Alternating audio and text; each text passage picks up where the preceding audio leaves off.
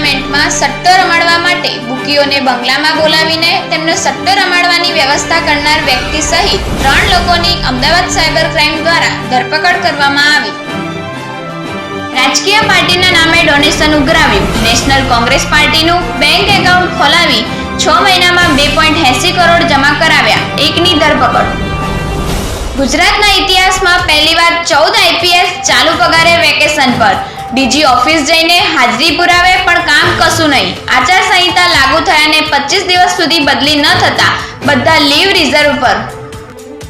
ગાંધીનગરના ઉવારસદ ગામની સીમમાં ચાલતી દેશી દારૂની હાટડી પર પોલીસના દરોડા.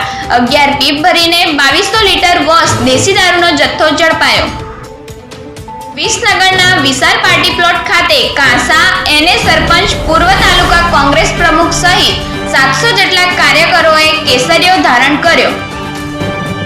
ઓસ્ટ્રેલિયાના વર્ક પરમિટ વિઝાના નામે છેતરપિંડી. આણંદના 26 વ્યક્તિઓએ 2.5 લાખ રૂપિયા ગુમાવ્યા. કુલ 65 લાખની છેતરપિંડી આચરી. એજન્ટ વિદેશ ભાગી ગયો.